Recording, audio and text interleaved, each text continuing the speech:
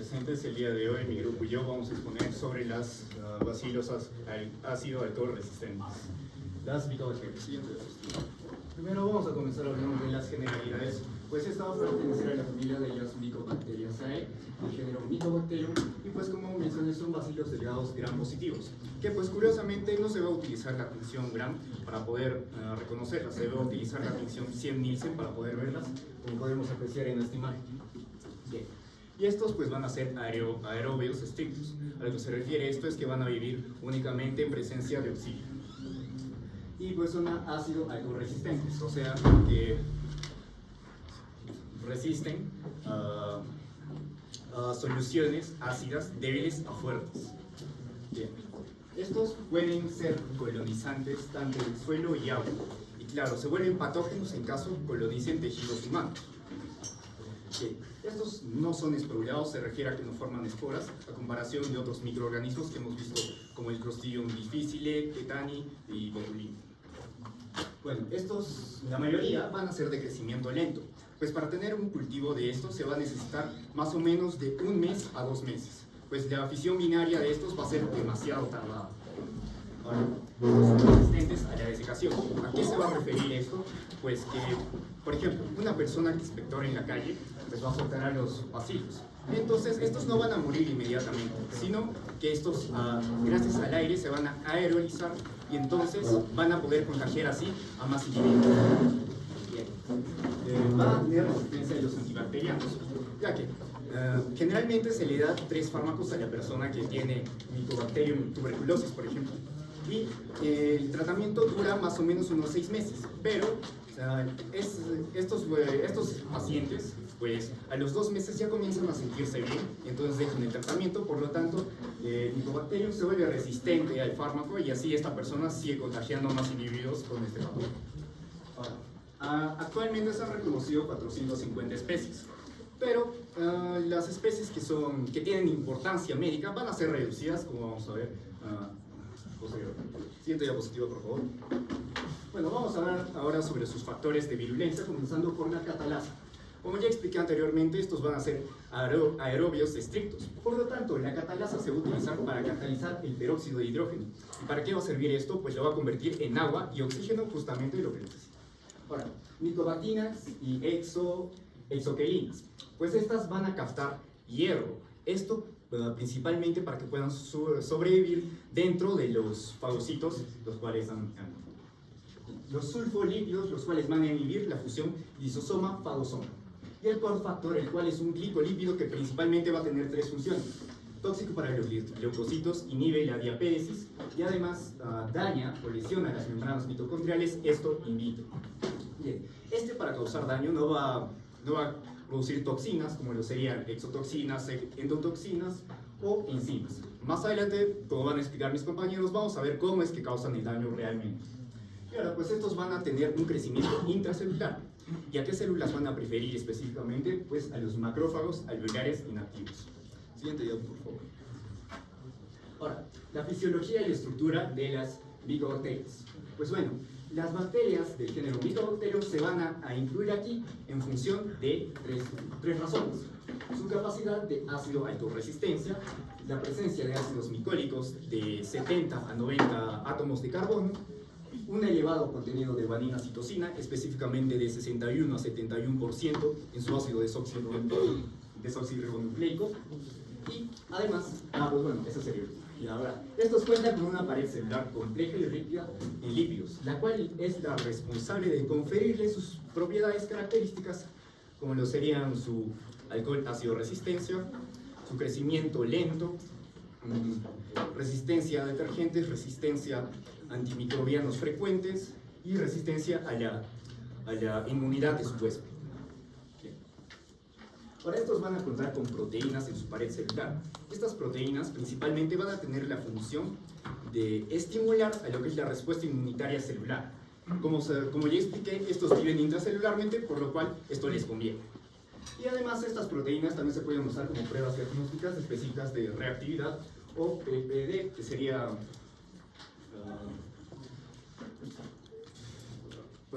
proteínas purificadas.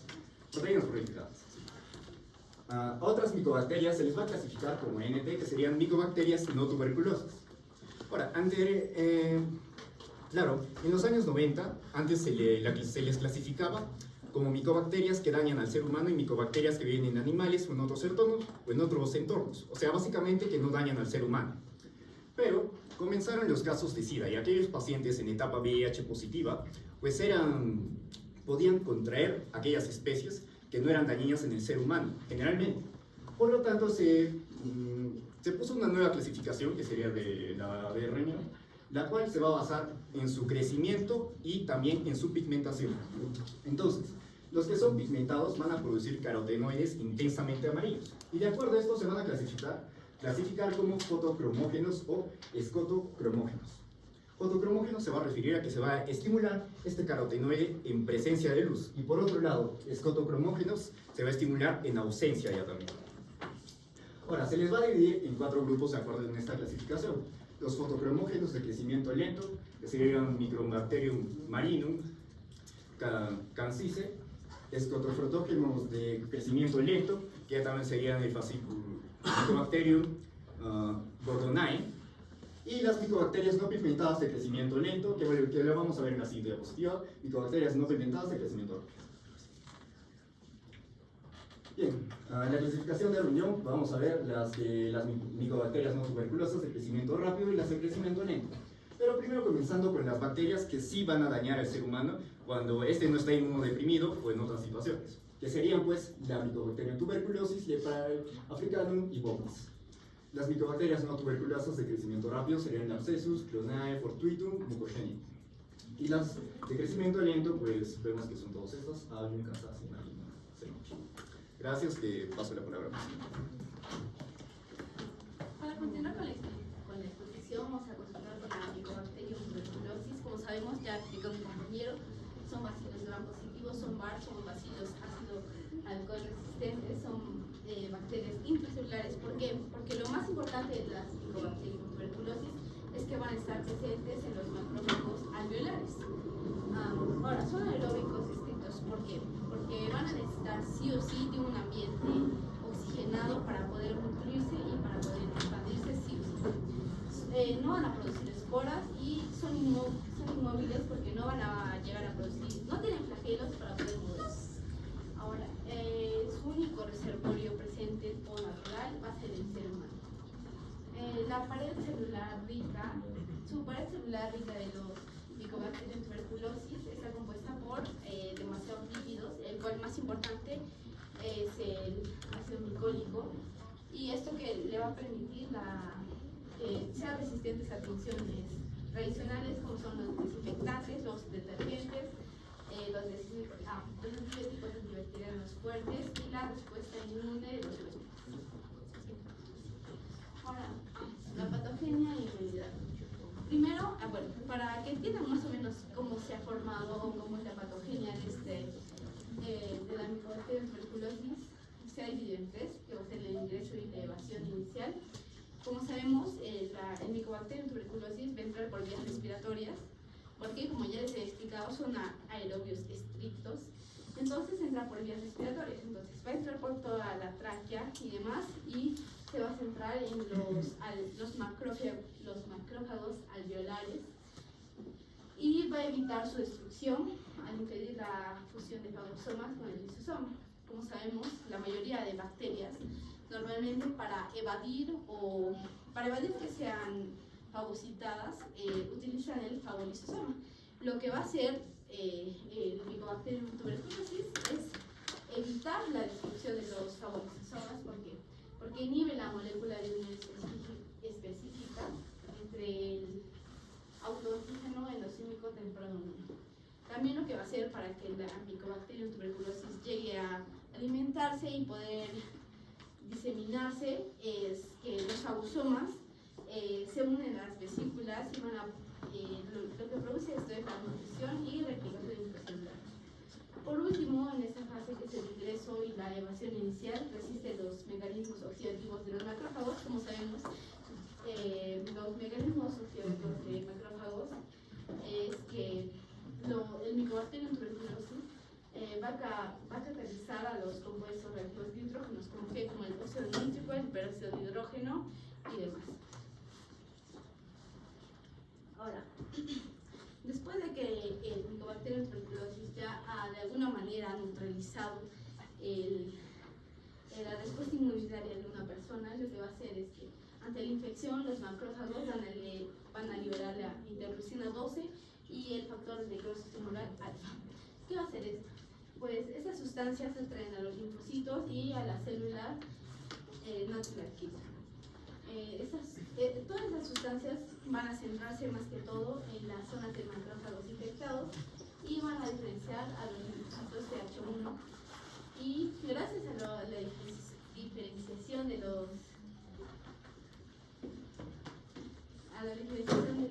linfocitos TH1 se va a dar la secreción de los interferones gamma, que es lo más importante que tienen que tener en cuenta para los Mycobacterium tuberculosis, que gracias a los interferones gamma se va a activar a los macrófagos. ¿Y esto qué va a hacer? Que aumenta la capacidad destructiva de los macrófagos activos en general. ¿Para qué? Para poder destruir a los macrófagos, a las bacterias. Gracias al factor de necrosis tumoral alfa también ayuda a producir los radicales que dañan a la bacteria, y esto en general gracias no solo al factor de necrosis tumoral alfa, sino también a los interferones gamma, se va a lograr erradicar de alguna manera al Mycobacterium tuberculosis, ya que, como les había explicado principalmente, el Mycobacterium tuberculosis tiene alguna manera de alguna manera protegerse de la respuesta inmunitaria del hombre que normalmente tenemos.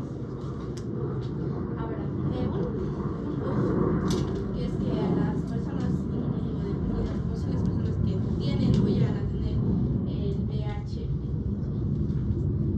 tienen mayor riesgo de la infección para que se vuelva más grave, puesto que las personas que no llegan a tener, las personas con VIH y que tienen niveles bajos del interferón gamma y del factor de necrosis tumoral alfa, tienen mayor riesgo de producir, o bueno, de contrarrestar de alguna manera el Mycobacterium tuberculosis. La última etapa es la formación del granuloma.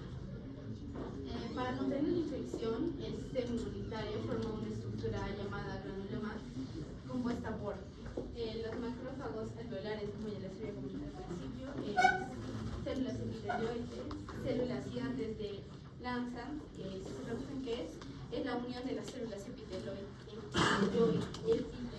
para contrarrestar de alguna manera el Mycobacterium tuberculosis, y las micobacterias intracelulares que forman el núcleo central de la masa.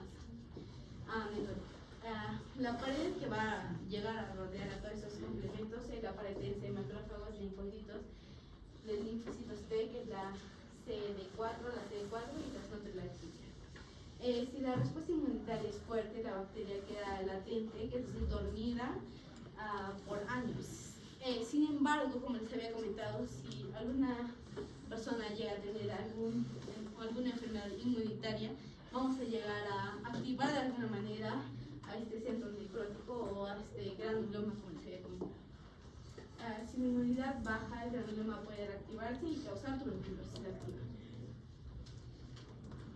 Ahora, la epidemiología. La OMS en el 2016 dice que el 25% de la población mundial infectada llegan a ser los 10,4 millones de casos nuevos y 1,6 millones de muertes por tuberculosis en Estados Unidos, más que todo. 460.000 casos de cepas multiresistentes, como les había comentado. El caso que genera más cepas en sí es en las personas que llegan a tener VIH, y existe una alta incidencia en India, Pakistán, África, Sudáfrica, Europa del Este y China. Ahora, en el caso de Harris, menciona más que todo Estados Unidos, disminución de productividad desde el 1992, y en el 2017 se dice que existen 9.276 casos con personas con VIH, y el 70% de los casos en personas extranjeras. No es que todo es por la migración, ¿no? ¿Se entiende? Ahora, en sí, lo que tenemos que tener en cuenta es, en la epidemiología, es las personas que tienen riesgo a sufrir tuberculosis y son las personas que, bueno, con escasos recursos más que todo, ¿no? Sin techo, alcohólicos, drogadictos, es muy importante, reclusos y pacientes con VIH, que es lo que más se tienen que tener en cuenta en pacientes con micobacterias tuberculosis. Ahora, para hablar un poco más sobre la epidemiología de personas en Perú y Cusco, tenemos que tener en cuenta que en el 2024 existen en Perú 32.950 casos de personas con tuberculosis y en Cusco por cada 100.000 habitantes 32 cusqueños se enferman de tuberculosis.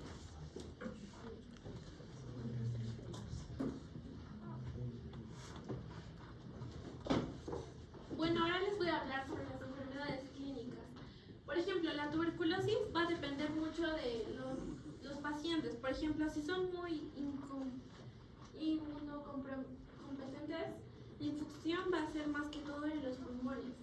Quiere decir que mayormente el foco pulmonar va a estar en el lóbulo medio y en el lóbulo inferior. Esto va a hacer que tanto las reacciones tanto de los macrófagos o de otras especies que pueden ayudar a combatir esta enfermedad pueden que no funcionen muy bien. Alrededor del 5% de los pacientes expuestos a tuberculosis evolucionan a desarrollar una enfermedad activa a lo largo de los 2 años siguientes y el otro 5% desarrolla la enfermedad en una fase posterior.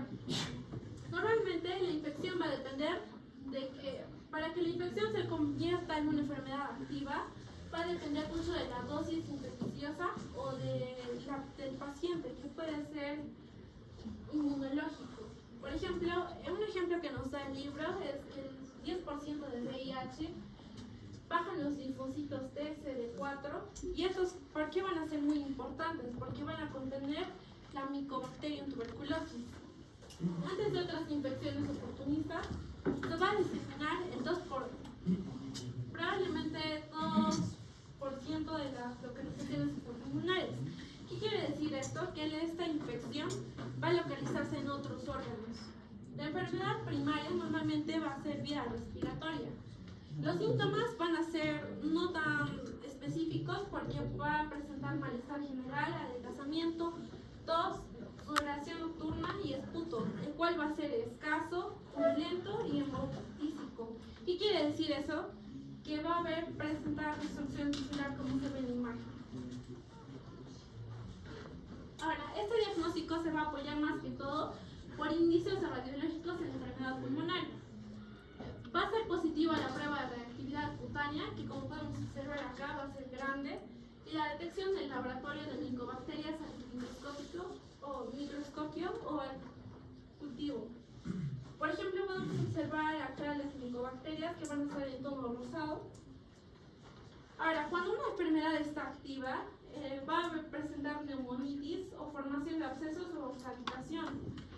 ¿Esto qué quiere decir? Que va a presentar una tuberculosis extrapulmonar, que quiere decir que se va a diseminar a otros órganos. Esta diseminación hematógena de los bacilos va a ser durante la fase fructificativa, donde esta enfermedad se va a diseminar. Lo malo de este caso es que normalmente pueden haber síntomas y el paciente puede que no presente estos y nosotros no podamos detectar de manera correcta. Ahora, el diagnóstico de laboratorio. La prueba más utilizada de la prueba de cutánea es la tuberculina. Normalmente, como podemos observar en la anterior imagen, va a presentar como un tipo de alergia, el cual pues nos va a indicar de que el paciente tiene tuberculosis. Si la persona ha estado en contacto con el bacilo, se producirá una reacción local de inmunización de 48 horas aproximadamente.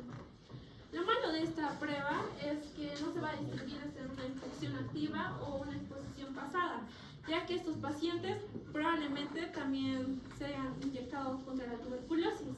Lo que quiere decir que realmente no sabemos si este paciente contiene tuberculosis o si se ha inyectado tuberculosis para poder combatir esto. Se utilizan también las pruebas de liberación de interferón gamma y FNY.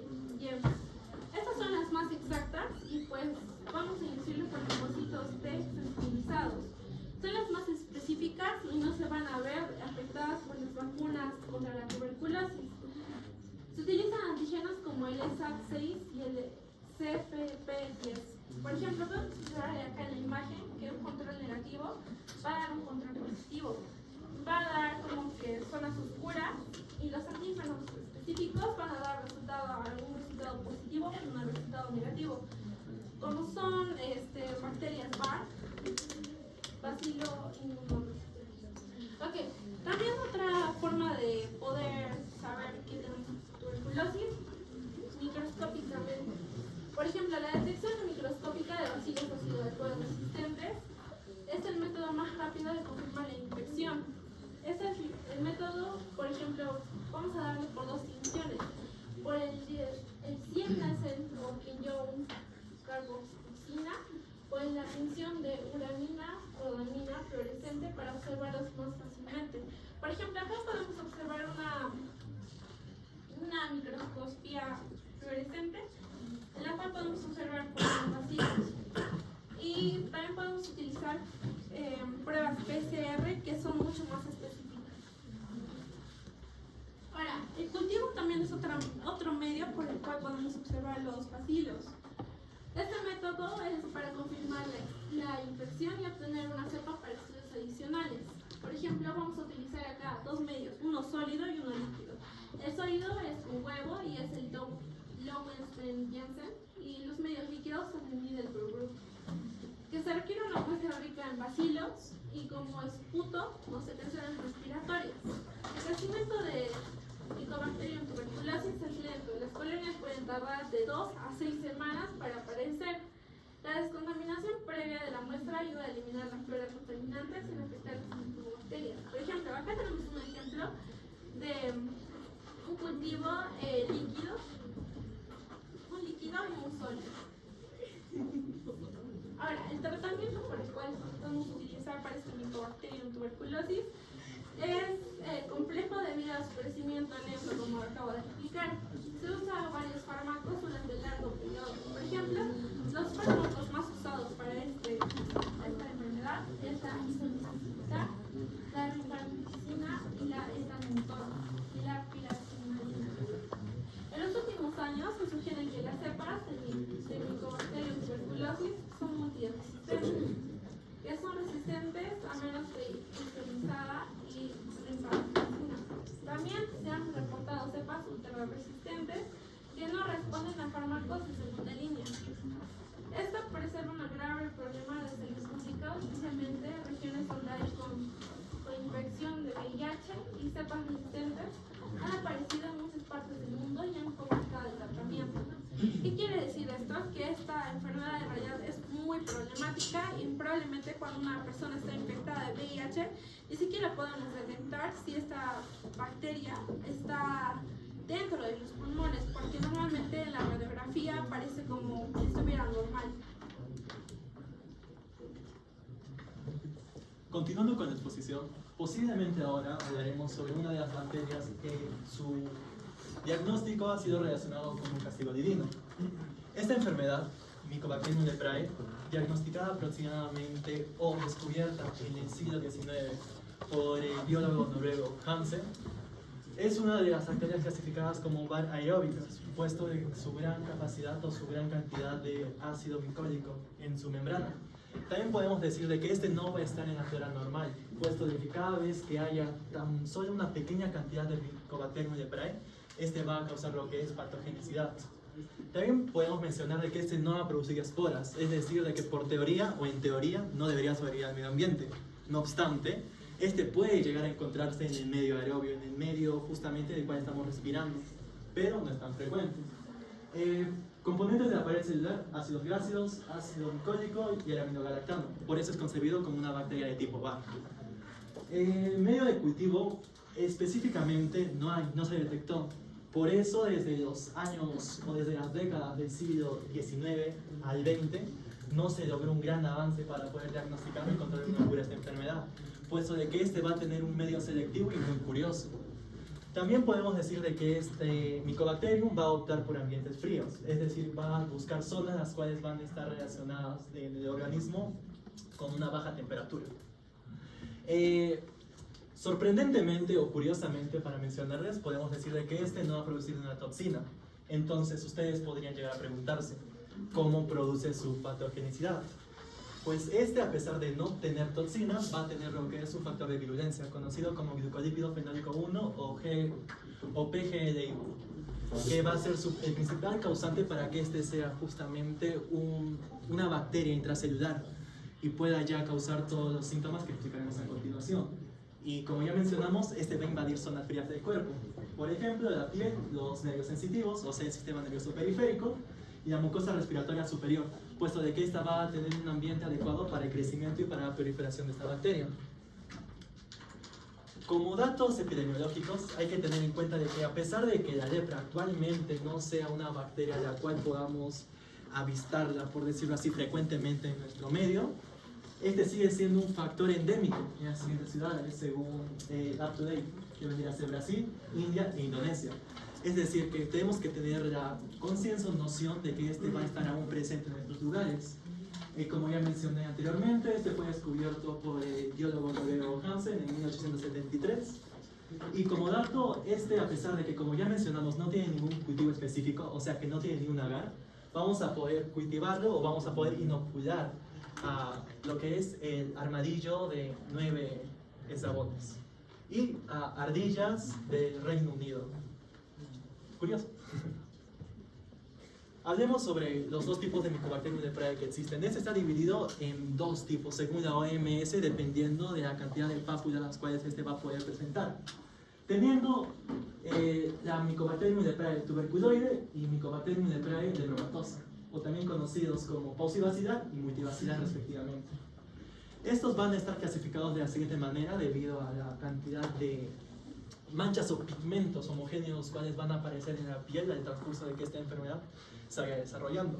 Otras diferencias importantes para tener en cuenta en la clínica es de que justamente el Mycobacterium leprae tuberculoide va a tener pocas placas hipopigmentadas, es decir, de que este va a tener una despigmentación a nivel de lo que es la capa más externa que vendría a ser la piel.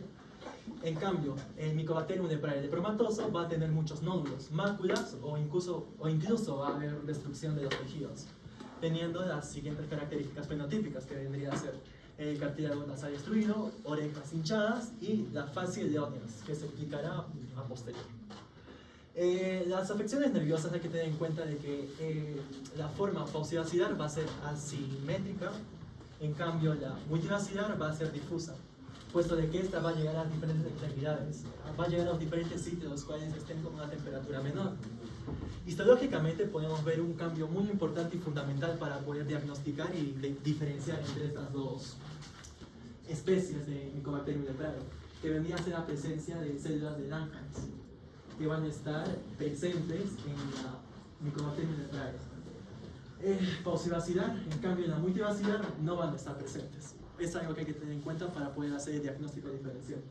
Y la transmisión, a pesar de que este a nivel general no esté demasiado o no sea tan contagioso, entre estas dos especies su principal diferencia es de que justamente la forma paucibacilar va a tener un contagio más leve, o sea, va a ser más calmado, por decirlo así, no va a ser tan peligroso, no va a ser tan mortal, a diferencia de lo que es su porción multibacilar.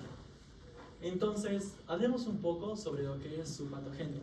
Dependiendo de dónde esté este, como ya mencionamos antes, este va a poder afectar lo que es la piel, el sistema nervioso periférico, específicamente los axones, o lo que es el sistema respiratorio, las mucosas respiratorias superiores. Entonces, dividámoslo en dos grupos. Primero veamos cómo afecta a nivel del sistema nervioso periférico. Dividámoslo en tres partes. Primero, hay que comprender de que este Mycobacterium va a llegar a nuestro organismo y va a tener una afinidad por llegar a los axones del sistema nervioso central o de los nervios sensitivos, los cuales van a estar en relación con lo que son las células de Schwann, los que producen mielina. Lo que sucede a continuación es de que justamente su factor de virulencia que ya mencionamos antes, que es el PGLI1, el factor de virulencia PGLI1 va a generar como un enlace, va a generar como una unión con una de las proteínas de membrana de las células de Schwann, que vendría a ser exactamente la laminina. ¿Qué sucede cuando pasa esto? Lo que pasa ahora es de que justamente esta célula se introduce dentro de lo que es la célula de Schwann. Y si se introduce dentro de la célula de Schwann, ¿qué va a causar? Va a hacer que justamente la célula de Schwann pierda su función principal, la cual vendría a ser generar mielina, lo que va a causar una desmielinización de las células de Schwann, creando lesiones que llevarán a justamente esto. Y ya causando lo que es una mala conducción nerviosa y con las diferentes sintomatologías que se ven a posterior. Entonces, eso es lo que pasa cuando este Mycobacterium está en el sistema nervioso periférico. Y ahora veamos qué pasa cuando este está en otras zonas frías, como vendría a ser la piel o extremidades. Aquí lo que sucede es que recordemos que estas zonas van a estar llenas de macrófagos. ¿Cuál es la función del macrófago? Engullir. Y justamente hace esto. Engulle al Mycobacterium, pero este, al ser un bar, por la cantidad excesiva de lípidos que tiene, no va a poder ser engullido o no va a poder ser destruido por lo que son las células lisosómicas que van a estar en este macrófago. Y al no poder ser destruido, este va a llegar a proliferar, va a llegar a multiplicarse. Y al multiplicarse va a causar lo que son diferentes llamados de alerta de organismo. Así lo que sucede es de que al no poder engullir o al no poder ser comido, este bacilo va a activar lo que son las citocinas. Este va a tener dos caminos. Vamos a tener las células helper. Vamos a tener las células helper tipo 1 y tipo 2. Su principal diferencia es de que estos van a venir a la ayuda o van a acudir en esta enfermedad dependiendo de si tenemos el Mycobacterium leprae tuberculoide o lepromatoso. Entonces veamos primero lo que pasa con lo que es el lepromatoso. Aquí vamos a tener lo que son las células T helper tipo 2. Estos van a llamar a citoquinas como la interleucina 4, 5 y 10, lo que va a causar de que justamente vengan células B. Y las células B van a crear anticuerpos, o sea que van a darnos una respuesta humoral ante esta afección. Lo que va a hacer una respuesta inútil, por decirlo así. Por eso se menciona que justamente la Mycobacterium lepromatoso es el más grave, porque al tener esta respuesta de organismo inútil, no va a causar nada en lo que es el bacilo, puesto de que las respuestas humorales son más específicas, según el UpToDate, para combatir enfermedades que son extracelulares. En cambio, este es intracelular. Por lo tanto, tiene esa ineficacia y es demasiado mortífero, por decirlo, o más dañino. Lepromatoso. En cambio, lo que sucede en su porción o en el tipo tuberculoide, este va a llamar a las células T helper tipo 1, por lo que este va a activar lo que son los factores de interleucina 1 y el interferón gamma, lo que va a causar un llamado de las células natural killer, más macrófagos que van a estar en los diferentes sistemas, y células citotóxicas, por lo que justamente estas van a atacar directamente al bacilo y van a causar lo que es una respuesta celular, la cual es muy efectiva para cuando hay afecciones de bacilos o bacterias que son intracelulares, y ya causando lo que es una respuesta inmunitaria mediada de alta efectividad. Ah, cierto, no les mencioné. Entonces, este va a causar una respuesta inmunitaria mediada de alta efectividad, puesto de que este es muy efectivo, ya que la respuesta celular es muy efectivo para las bacterias intracelulares. En cambio, la otra, al no ser efectiva, se clasifica como una respuesta inmunitaria mediada por células de bajo impacto. Ahora les voy a hablar de las manifestaciones clínicas. La lepra es una enfermedad infectocontagiosa de carácter crónico, o sea, que va a tener un lento crecimiento con el tiempo. Es una de las bacterias con un tiempo de división más largo, siendo de 12 a 14 días, y por lo mismo teniendo un tiempo de incubación de 5 a 7 años. Este se va a diseminar por los ganglios linfáticos, pero pese a la preferencia de la temperatura de esta bacteria, solo va a afectar a ciertas zonas, ya sea en la piel, en casos los huesos, ojos y testículos. En el caso de la piel y nervios periféricos, se van a generar lesiones eritomatosas, las cuales, ya que también afectan a las células de Schwann, van a generar un efecto anestésico. De esta manera, al no sentir dolor, se pueden generar lesiones recurrentes, las mismas que pueden desencadenar en úlceras y son mucho más difíciles de tratar.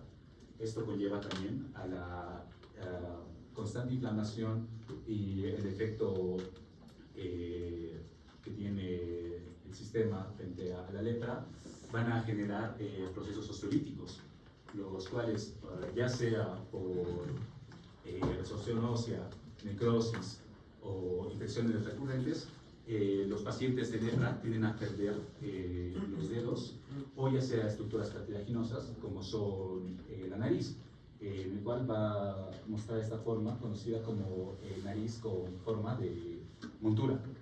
En el caso de los ojos, no va a afectar directamente los ojos, sino a la musculatura de los párpados y la inervación sensitiva de la córnea, dando de tal manera abrasiones y úlceras de la córnea, logrando que el paciente quede ciego. En el caso de los testículos, se dan casos de en el caso de los testículos, se da del 10 al 50% de casos de lepra en hombres, de manera que va a dar lo que es infertilidad y atrofamiento, teniendo también, generando ginecomastia. Estos solo son algunos de las manifestaciones clínicas. De hecho, hay una clasificación para esta, que es más precisa, la cual es la clasificación de Ridley y Jockey, la cual va a clasificar en dos polos diferentes, que es la lepra tuberculoide y la lepromatosa, y entre ellos diferentes niveles. Empezando con la tuberculoide, esta va a tener presencia de una o dos lesiones eritomatosas con bordes bien definidos. Esta va a ser asimétrica y va a tener efectos anestésicos. Asimismo, se va a presentar dentro de lo que es la herida, bueno, de las lesiones, se va a presentar nulos vacíos. En el caso de la tuberculoide limítrofe, va a presentarse una a 5 placas eritomatosas infiltradas. Esta también va a ser asimétrica, va a presentar lo que es también un efecto anestésico y se van a encontrar, se puede o no encontrar bacilos. En cambio, la limítrofe leve, esta va a tener más de 6 placas infiltradas y va a tener una apariencia de queso suizo. No sé si reconocen el queso de las caricaturas, el típico que tiene agujeros, más o menos de esta forma. Este va a ser también simétrica, puede o no presentar un efecto anestésico, y en este sí se van a encontrar gran cantidad de bacilos. En cuanto a la siguiente, viene a ser la lepromatosa limítrofe, va a tener más de 6 placas anulares. Esta va a ser ya simétrica, también puede no tener un efecto anestésico, y también va a presentar gran cantidad de bacilos. Y en el caso más grave es la lepromatosa, la cual va a tener múltiples placas y nódulos infiltrados, y las características principales van a ser, por ejemplo, la facies leonina, en la cual va a haber un engrosamiento de los pliegues y va a tener esta forma como cara de león, no sé si lo logran reconocer. Asimismo va a tener malarosis, que va a ser la ausencia de pelo en las cejas, un puente nasal ensanchado. Otra clasificación es la de la OMS, la cual es para simplificar, dado que esta se utiliza en lugares donde hay poca o ninguna experiencia clínica, o para cuando estás en campo realmente. Esta va a ser la paucibacilar, que ya se mencionó, y la multibacilar. De hecho, esta podemos relacionarla con la anterior clasificación, dado que la paucibacilar va a abarcar la tuberculoide y tuberculoide limítrofe, mientras que la multibacilar va a abarcar el resto. La paucibacilar, a efectos prácticos, se van a reconocer en base a las lesiones, y en la otra clasificación se va a clasificar, van a tener más relación en cuanto a la respuesta del cuerpo. Bueno, entonces, para explicarlo de mejor manera, ya que esto es lo que posiblemente emplee, la paucibacilar se va a categorizar de manera que tiene de 2 a 5 lesiones, mientras que la multibacilar a más de 5 lesiones. Ahora vamos a hablar del diagnóstico. Se manifiesta principalmente por lesiones cutáneas y por una histopatología característica de la piel. Hay sospechas de diagnóstico cuando se presentan lesiones cutáneas sin sensibilidad. como ya se mencionó, esta va a generar un efecto anestésico, entonces no va a sentirse tanto dolor, va a haber entumecimiento de las manos y va a haber también quemaduras sin dolor. Entonces, para el diagnóstico definitivo en la lepra lepromatosa, se hace una biopsia en los sitios de los nodos y placas. El análisis es fácilmente demostrable por coloración de Nielsen. En cuanto a la tuberculoide, la biopsia tiene que ser realizada únicamente en el borde del avance de la lesión, ya que hay pocos bacilos y bueno, la apariencia misma de cómo se da la lepra ya es suficiente para el diagnóstico. Hay unas consideraciones que se debe tomar respecto a la lepra tuberculoide, claro que hay un diagnóstico de esta atípica. Si las lesiones tuberculoides son atípicas, la presencia de 2 de las 3 características cardinales, lesiones cutáneas sugestivas, neuropatía o histopatología, es suficiente para el diagnóstico. Esto se menciona también en el libro de Harrison de Principios de Medicina Interna. Es preferible un diagnóstico con ausencia de enfermedad a no ser tratada en el paciente. Y asimismo llegamos al tratamiento, el cual es realmente simple, pero hay que tomar muy en cuenta que el tratamiento debe ser con múltiples drogas y no solo con una, dada la posible aparición de una resistencia. Entonces van a dividirse en un tratamiento para la tuberculoide y un tratamiento para la lepromatosa. Los antibióticos de elección son la Dapsona, la rifipina y la clofazimina. Aquí están las dosis que se tienen que dar. En el caso de la tuberculoide, que es más leve, se da en un aproximado de 6 meses, mientras que la lepromatosa, al ser más grave, va a tener que darse un tratamiento alrededor de 1 año, si no es que más. Y con eso concluimos la exposición.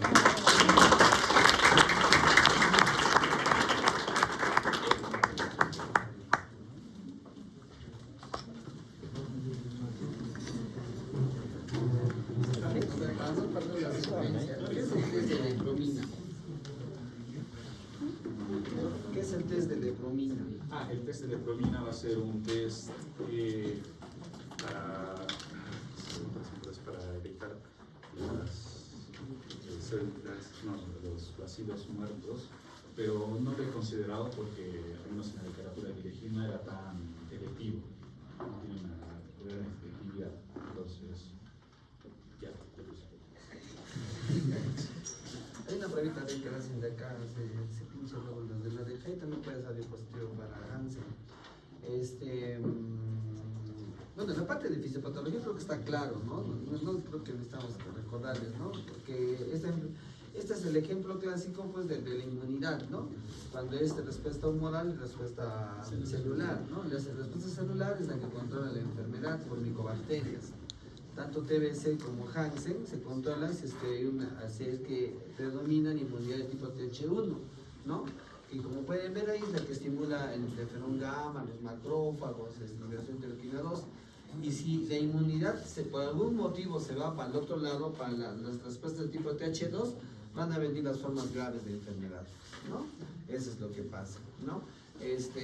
Con respecto a Hansen, bueno, está bien, sí, el gran problema es que no se puede cultivar, pues, ¿no? Es una bacteria que no se puede cultivar. Ese es el gran problema que hasta ahora no se ha podido hacer. Ahora, en Perú sí hay Hanseníasis se llama el otro nombre de la enfermedad, ¿no? Lepra, Hanseníasis. En Brasil le dicen Hanseníasis, no le dicen lepra, ya le dicen Hanseníasis. ¿Dónde hay? En Perú, ¿dónde hay Hanseníasis? Claro, en zonas tropicales, ¿no? Pero hay muy pocos casos. Dicen que más o menos se estima que hay 20 casos anuales, así más o menos. ¿El último caso fue en Piura del 2018? No, de hecho, el último caso fue este año, en Piura, que se detectó, según el mismo. Es claro, sí, es cierto. Pero más o menos ahí se encuentran muchos casos. Más hay en Pucallpa.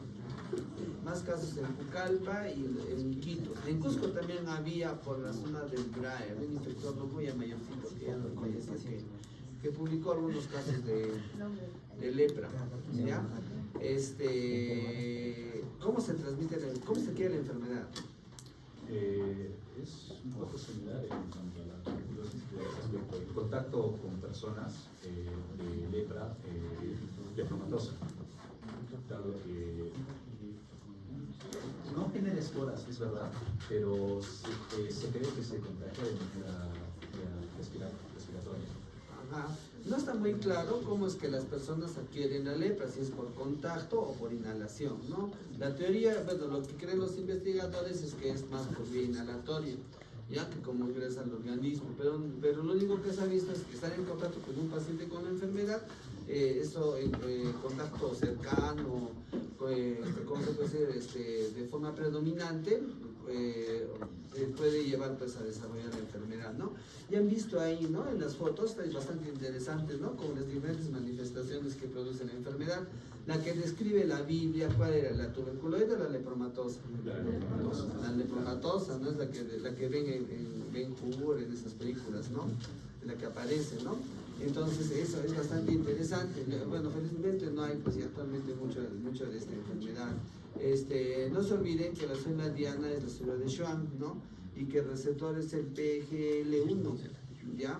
Ese es el factor de virulencia de la bacteria, ¿ya? El test de lepromina es un test parecido al PPD. PPD es derivado proteico purificado, ¿ya? Que es un test, también es una hipersensibilidad tardía que se hace, ¿no? Se instila vía intradérmica una cantidad de solución que contiene los derivados de la pared celular de la microbacteria y se ve la reacción a las 48 horas, perdón, se mide la reacción que se produce, ¿no? Eso es lo que se hace. En la parte de diagnóstico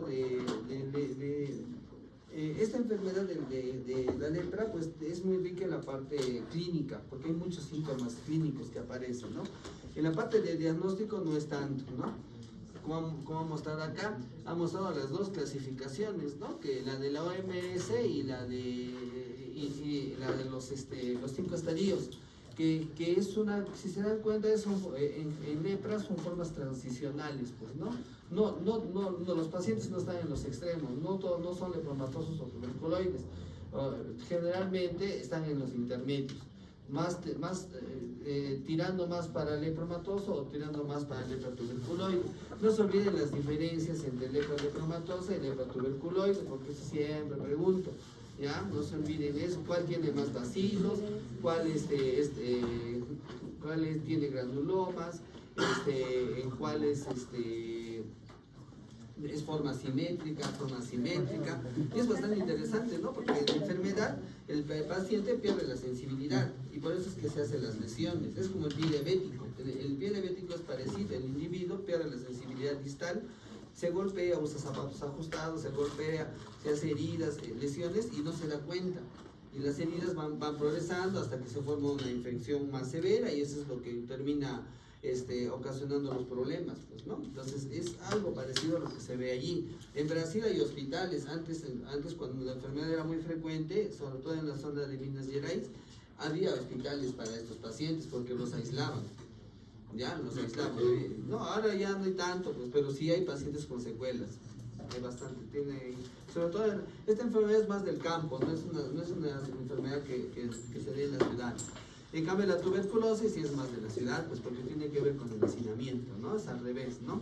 No se olviden, ahora con respecto a tuberculosis, no se olviden los factores de riesgo. ¿Qué poblaciones son las que más frecuentemente tienen tuberculosis? ¿No? Como bien mencionaron los compañeros, personas sin hacinamiento, por ejemplo en Lima, en los cerros, ¿no? Se han escuchado, ¿no? Del Cerro San Cosme, los cerros del Agustino, toda esa zona. Son bolsones de tuberculosis, porque hay bastantes casos de tuberculosis en esas zonas. También por el cono norte, por San Martín, hay regiones, Comas, también hay regiones, zonas donde hay bastantes casos de tuberculosis, ¿no? Tiene que ver con la población carcelaria, ya, por el hacinamiento, obviamente. Tiene que ver con la población VIH, como ya me explicaron muy bien sus compañeros. VIH produce inmunodepresión o inmunocompromiso de la inmunidad celular, del CD4. Entonces, el CD4 es básico para controlar tuberculosis. Entonces, al no tener un nivel adecuado de CD4, pues la enfermedad se disemina, ¿no? Los pacientes con con VIH tienen más prevalencia de formas extrapulmonares, ¿ya? O sea, tuberculosis de otros órganos, ¿ya? Que la clásica tuberculosis pulmonar. Y también lo que mencionaron es bastante interesante. A medida que baja el CD4, la enfermedad se hace más subclínica. O sea, la tuberculosis no se manifiesta típicamente como dice en el libro, fiebre, sudoración, hemoptisis, no. Generalmente el paciente hace una pequeña tos, una tos crónica con un poco de flemita y es tuberculosis, ¿ya? En Estados Unidos, como bien mencionaron, casi desaparece la tuberculosis, pero ¿por qué no ha desaparecido totalmente? Por los migrantes, ¿ya? O sea, nosotros. Y también por los pacientes VIH, ¿ya? Porque los pacientes VIH constituyen un reservorio importante de la enfermedad, ¿ya? Por ese motivo es difícil diagnosticar muchas veces PVC en pacientes con VIH. Aquí en Lima, en Cusco no hay mucho, pero en Lima tenemos bastantes casos en hospitalización, así difícil, uno se rompe la cabeza qué es lo que tiene el paciente, pero a veces achuntábamos y era TB, a veces se moría. Ya, era difícil. Es un reto para los clínicos, la tuberculosis muchas veces es un reto. ¿Ya? Bueno, han mostrado los casos a nivel mundial. En Latinoamérica, Perú es el segundo después de Haití, ¿ya? Pero en TBC-MDR, Perú es la primera, ¿ya? O sea, en TBC multiresistente a los... TBC-MDR es una forma de TBC que es resistente a los fármacos de primera línea, isoniazida y rifampicina. Bueno, tratamiento no vamos a hablar. Pero sí, desde el punto de vista epidemiológico es un problema. Incluso hay TBXDR, ¿ya? Que es resistente a varios antibióticos. Y por eso hay que cuidarse mucho, porque mire, hay estudios que han hecho en estudiantes, ¿no? Han medido el PPD en primer semestre y lo han comparado con los PPD de los chicos en último semestre. Y han visto que la tasa de variación de positividad es grande, o sea, la mayoría se contagia de TBC durante la carrera, ¿ya? Es lo que pasa. Y eso se ha visto ya en varios sitios, ¿no? O sea, digamos que antes de que empiecen a estudiar medicina, cuando eran cachimbos, pues el 30% era PPD positivo. Pero cuando acaban la carrera, están haciendo su internado, es 70%. ¿Ya? Entonces, se nota para que vean cómo es el impacto de la enfermedad. Obviamente, tiene que ver mucho el estado nutricional para desarrollar la enfermedad. Pero, por ejemplo, yo les digo como anécdota, siempre un interno se enferma de TBC en Lima. Y siempre un residente se enferma de TBC en Lima. ¿Ya? Eso ya... pero lamentablemente, pero lo paradójico es, por ejemplo, los infectólogos, los neumólogos no son los que se enferman. Los que se enferman son los de otras especialidades. Los dermatólogos, los radiólogos, los de terapia física. ¿No? ¿Por qué? Porque ellos se descuidan, pues no usan la mascarilla. En cambio, nosotros que estamos más en contacto con los pacientes, estamos acostumbrados a protegernos, a usar la mascarilla en emergencia, y por eso es que las tasas de contagio son bajas. Pero en otros grupos de especialidades sí aparecen, ¿no?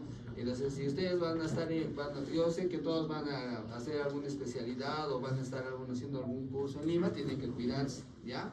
Porque la tuberculosis sí es un problema. ¿Ya? ¿Qué más? Bueno, se estima más o menos que la tercera parte de la población mundial ha estado expuesta a la tuberculosis. ¿Ya? Eso es lo que se estima. A ver, una pregunta para el grupo: ¿qué es tuberculosis latente?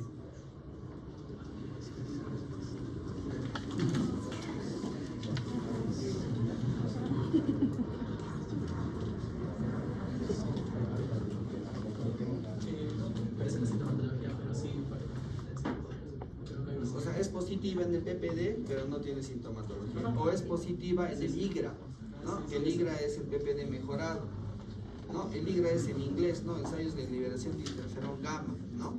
Ya, pero ¿cómo es la secuencia? Cuando uno se contagia de tuberculosis, la micobacteria es a nivel pulmonar, ¿ya?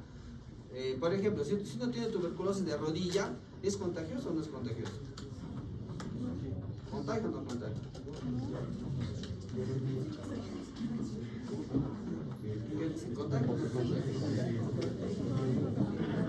¿Qué dice el grupo? Un paciente con tuberculosis de rodilla, ¿contagio o no contagio? ¿Por qué no contagio?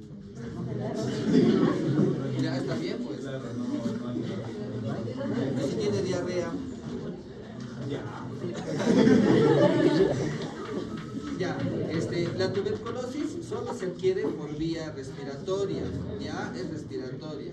Si tú tienes un paciente les va a pasar que de repente pueden encontrar un paciente con tuberculosis renal, tuberculosis meningia, si no tiene lesiones pulmonares, no contagia, ya, entonces no se requiere usar la prevención, ¿no? A eso se refiere.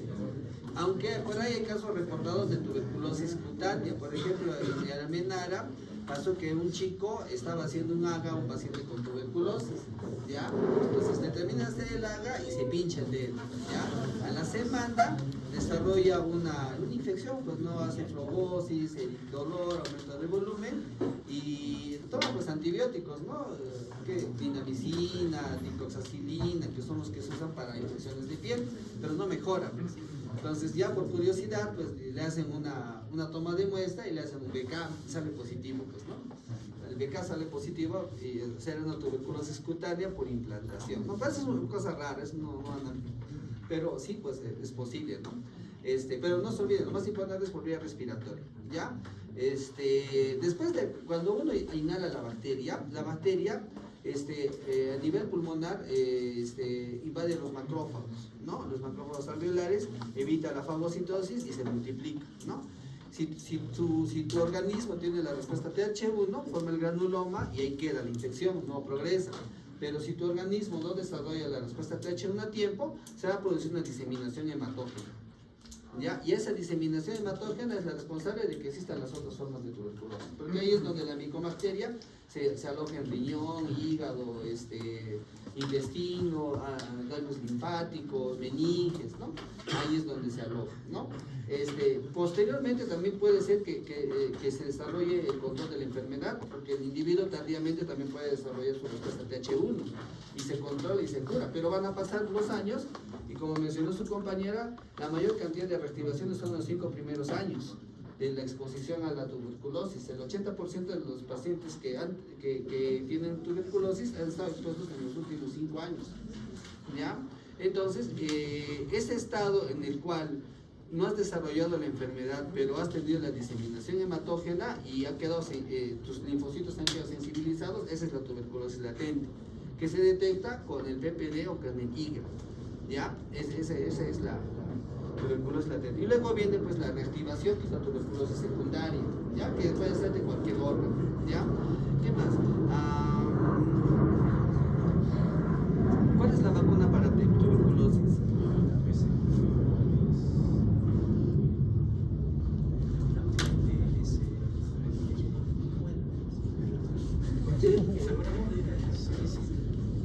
La BCG, ¿no? Para que no se olviden, el nombre es Bacilo de Calmette-Guerin, ¿ya? El bacilo de Calmette-Guerin es una micobacteria tuberculosa, es Mycobacterium bovis, pero han visto que Mycobacterium bovis está dentro del complejo Mycobacterium tuberculosis, ¿ya? Es un conjunto de bacterias, no es solo una especie, es un conjunto de bacterias. Entonces, el Mycobacterium bovis modificado es el bacilo de Calmette-Guerin, que se utiliza para la vacunación. Pero ustedes dirán, ¿pero por qué hace vacunas si sigue habiendo TBC? Entonces, ¿para qué sirve la vacuna? Para no contagiar a quiénes. ¿Para que no se contagien o para que no contagien? No, es Chávez, no. Las vacunas salen con dos propósitos: evitar la enfermedad o evitar las formas severas de la enfermedad. Esos son los propósitos de la vacuna. El bacilo, ahora, la vacuna contra TBC, el bacilo de Calmette-Guerin, no evita que te contagies de TBC, pero sí evita en los niños que hagan las formas severas. ¿Cuál es la forma severa? Meningitis. ¿Ya? Es terrible que un niño haga meningitis, porque eso compromete su desarrollo neurológico. ¿Ya? Por ese motivo es que se vacuna, o se usa la vacunación. No evitar que haya TBC, eso sino para erradicar la TBC tenemos pues que mejorar en muchos aspectos, ¿no? Económico, social, ¿no? Y aspectos sanitarios, ¿no? Pero eso toma tiempo, ¿no? Entonces, ese es el objetivo, ¿ya? Y el PPD, muchas veces confunden PPD con BCG. no es lo mismo. El PPD son fragmentos de la micobacteria, de su pared celular, que es la que se utiliza para hacer la prueba de tuberculina. El otro nombre del PPD, por si acaso, es reacción de Mantoux. ¿Ya? Porque en los libros vas a encontrar reacción de Mantoux, vas a encontrar tuberculina y también vas a encontrar prueba de PPD. Igual, el examen directo se llama baciloscopía. También le dicen BK, también le dicen tinción de Ciel-Nielsen, ¿no? Entonces, bueno, en este caso, como es una enfermedad muy conocida, van a tener que aprenderse los términos, ¿ya? Para que no se confundan. ¿Ya? Con respecto al diagnóstico, creo que han puesto todas las técnicas, me parece muy bien. Los medios líquidos, los medios sólidos. Lo que está cobrando, solo como comentario, lo que está cobrando mucha importancia son las PCRs. ¿Ya? Antes no había mucha PCR para tuberculosis, actualmente se está haciendo muchas PCR. Cada hospital tiene PCR para tuberculosis, justamente para hacer el diagnóstico rápido, porque los BKs tienen rinden bien en esputo, pero no rinden bien en otras muestras.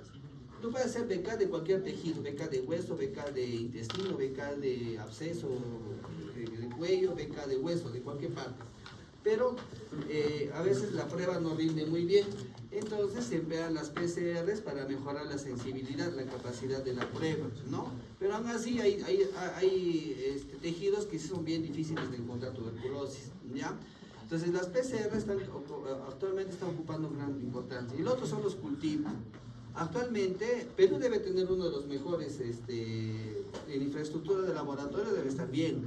Está muy bien, ¿por qué? Porque tenemos casi todas las pruebas para el diagnóstico de tuberculosis, ¿ya? El detalle es pues, que hay otras medidas que no apoyan, pues, ¿no? Los gobiernos, ¿no? Sobre todo la parte política, ¿no? Entonces, ahora de un día a otro puedes tener el resultado, lo que antes te demoraba 2 meses con los cultivos. Porque el cultivo convencional demora 2 meses, ¿no? El de Lowenstein-Jensen. Hay un cultivo llamado Bacter que te demora 1 mes, pero aún así son 4 semanas, pues entonces el paciente, ¿qué haces con el paciente? Te quedas en la duda todavía, ¿no? La idea es tener el diagnóstico ya, ¿no? Que eso es lo importante, ¿no? Entonces eso ha mejorado bastante. ¿Qué más podemos hablar? Ya. Hay pacientes que son negativos al PPD y pueden tener tuberculosis. Como hay pacientes que son los vacunados con el BCG y que dan positivo en el PPD. Por eso es que la PPD tiene muchos errores y por eso es que los americanos diseñaron la prueba de IGRA para tratar de ser más específicos. En Estados Unidos, si tú quieres rotar en sus laboratorios y en algunas universidades, te piden que te hagas la prueba de PPD o te piden la prueba de IGRA. ¿Para qué?